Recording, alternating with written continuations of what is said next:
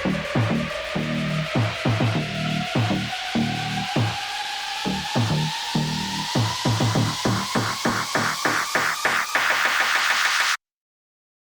Arno, sa oled Kurvis Kalluta saates esimene mees, kes on teist kord eetris, mitte vähem tähtsal teemal kui eelmine kord, et täna 18. veebruaril 2021 avati siis sinu juures siin Mootorispordi muuseumis kuulsused sein. Kaua see idee aega võttis sul ja kus see idee üldse pärines? No ega maailmas on ju neid eskusid on palju, ükskõik mis ala pealt me võtame, kas me räägime rockmuusikast või räägime võidusõidust või räägime, ütleme, Detroit Pistonsist, erinevatel tasemetel on neid kuulsuste kodadeks või kuulsuste hallideks, Hall of Fame on siis see algupärandeks, et neid on ju väga palju.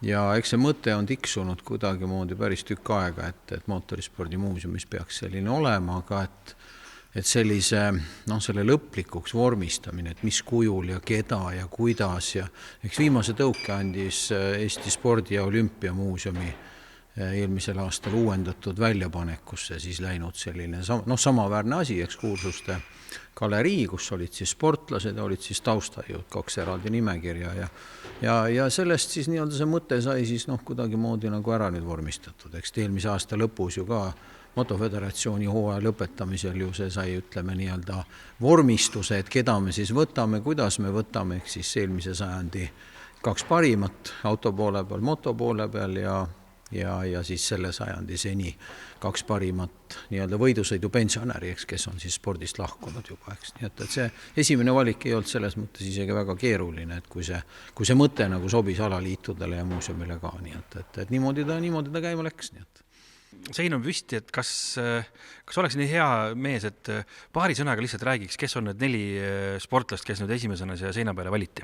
No ma hakkan jälle peale nii-öelda vanuse järjekorras, et keegi ei tunneks, et kuidagi moodi ebaselge oli, mis ala on olulisem.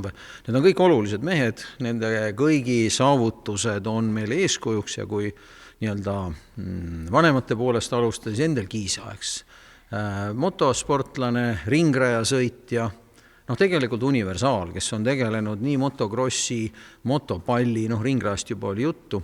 Tema oli esimene meie sportlane, kes tegi reaalselt läbi murde maailma absoluutsesse tippu. 50. 60. aastatel toodeti Nõukogude Liidus maailma tippklassi kuuluvaid võidusõidu mootorrattaid ja Endel Kiisa oli siis Nõukogude Liidu koondise üks raudvaradest, kes nendega siis Agostini, Reedmani, Riidi ja teiste tolleaegsete, ilmselt läbi aegade võib-olla kõige väljapaistvamate ringrajasõitjate vastu edukalt sõitis. Siis, kui me vanuse telge pidi läheme edasi, Endel Kiisa sinna juurde veel öeldes, tema oli spordiajakirjanike poolt valitud 20. sajandi parimaks motosportlaseks. Nüüd liikudes edasi, 20. sajandi parim autosportlane spordiajakirjanike valikus oli Toomas Napa. Vormelisõitja, kelle, niisugune lagi olid sotsialismi maad, sest paraku Nõukogude Liit ei võistelnud ei vormel 1, vormel 2, võisteldi sotsialismi maade karikavõistlustel, kus Toomas Napa võitis ka hulga Nõukogude Liidu meistrivõistluste tiitleid ja tegi seda küllaltki sellises suveräänses vormis, mis siis ka tingis tema valimise parimaks autosportlaseks. Nüüd vanuse poolest edasi minnes, nüüd jõuame 21. sajandisse, siis selle sajandi parimad auto- ja motosportlased on siis Marko Märtin, autoralli 5 MM-etapi võitu, tee lahti tegemine kaasaegsesse autoralli maailma tippu, et üldse meie väikselt reklaamiturult võib keegi jõuda väga kallisse tehnikaspordi tippu tehase sõitjaks. Ta tegi need uksed lahti tänu väga heale isiklikele omadustele, sõiduoskus, analüüsioskus, auto seadistamise oskus ja mis iganes sinna veel, psühholoogiline ettevalmistus. Et sellisena oli ta teederajaja, nii et tema edul kahtlemata baseerub ka Ott Tänaku tänased saavutused, ehk siis maailmameistri tiitel, nii et lisaks on ta ka mentorina abiks. Ja last but not least, kõige noorem siis selles nimekirjas 21. sajandi seni parim motosportlane, kes siis on spordist loobunud. Ja Tanel Leoks siis, eks, ühesõnaga 500 500 pluss MM-etappi, minu arust täna peaks olema ta kõige rohkem, kellelgi ei peaks olema rohkem, kui ma õieti mäletan. Eks sinna hulka kuulub ka võit, poodiumikohad ja just hästi aastate pikkune karjäär ja selline, ütleme, noorte innustamine selle ala juurde, nii et need olid need 4 kõige väljapaistvamat isikud, kui me vaatame nüüd taha poole meie mootorispordis. Kui me ettepoole vaatame, siis me näeme veel tegevsõitjaid, kes ilmselgelt sinna nimekirja kunagi saavad seda nimekirja täiendada, aga kes veel sõidavad, nii et selles mõttes nad täna veel ei kandideeri. See aasta on selles mõttes ka eriline, et ju juubeli aastal tegelikult sai see sein püsti, et tänavu ju meil auto- ja motoliidud tähistavad 100. juubelit ja sinu juures on ju sinna eksponeeritud põhimõtteliselt peaaegu kõik see 100 aastat. No eks ta nii on jah, et siduda just juubeliaastaga oli kindlasti ju väga väärikas, sest tegemist on ju 4 väga väärika ja lugupeetud võidusõitjaga. Ja ega see on ju ainult algus, nii et meil on ju mõte olnud, et sellel aastal me tegelikult teeme ju teise ringi veel, eks, et kui siis ütleme see 28. augusti kandis kusagile, et kui me räägime täna 14.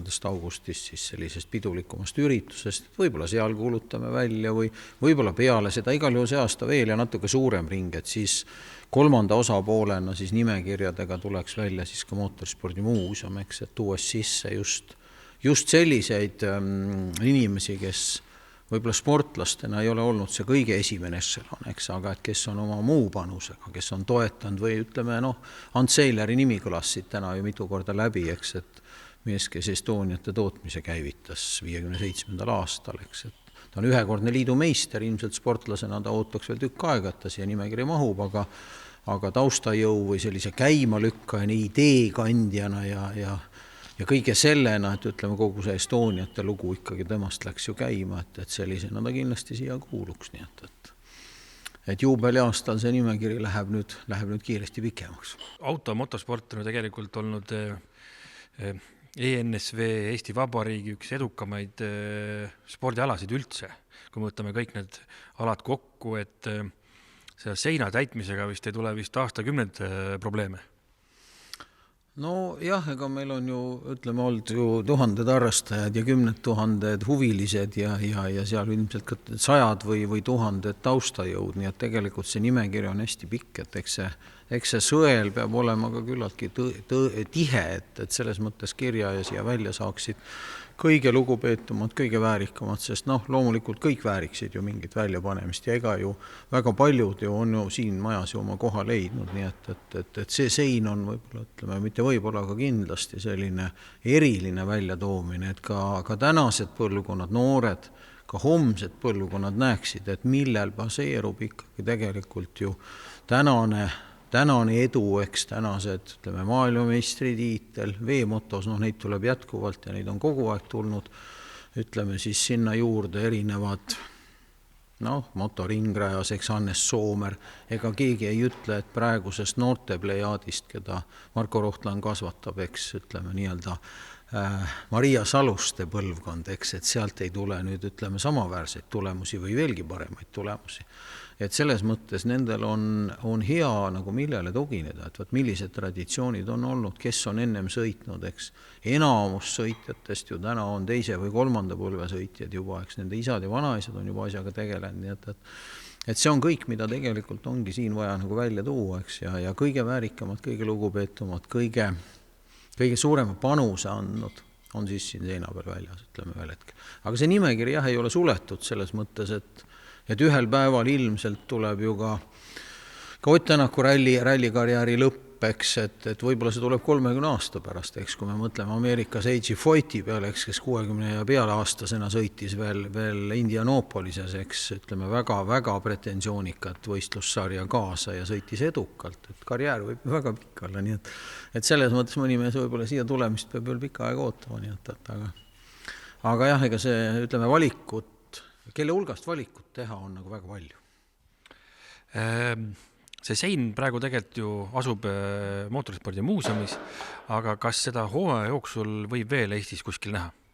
ma arvan küll, et ega see sein on ju transporditav selles mõttes, et ta on sellises mõõdus tehtud, mis mahub, ütleme nii-öelda laiatarbe kaubikusse sisse, ütleme ettevaatlikult seda sinna annes, et ühesõnaga ta on teisaldatav, tal on selline normaalne jalg all, et ta saab igale poole panna üles, et loomulikult, et suurematel võistlustel võib-olla ka see sama 14. augusti üritus, kus võiks sellise telgi teha, ütleme seal alaliitude oma ja et siin on nagu mõtteainet palju, et ta ei ole täna kinnitatud kusagile väga tugevalt, nii et ta on ühesõnaga puidukruvidega seina küljes kinni ja kätte ei saa, saab ikka, eks, nii et selles mõttes nagu kogu seda väljapanekut, ka see ajalugu võib-olla võib sel aastal ringi rännata.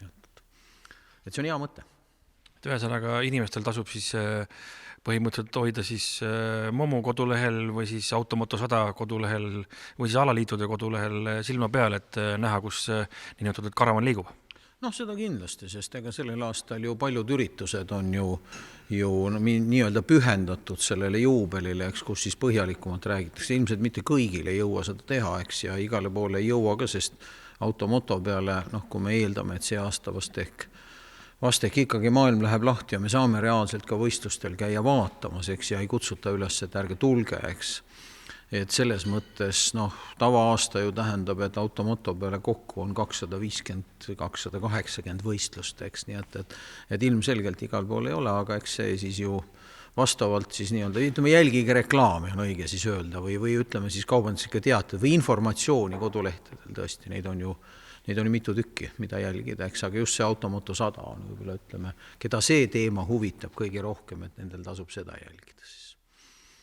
Suurepärane ja edu uue selle koja haldamisel.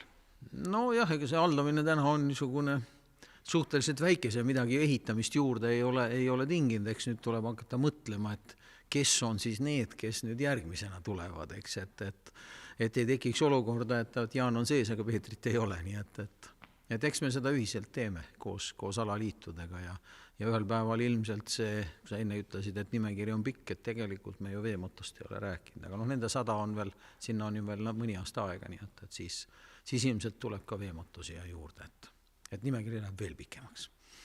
Suurepärane, aga edukat hooaega. Tänan ja võistlejatele samuti, et selles mõttes, ütleme, juubelimärgi all saavutatud võidud kindlasti on erilised, nii et selles mõttes kõigile naelkummi.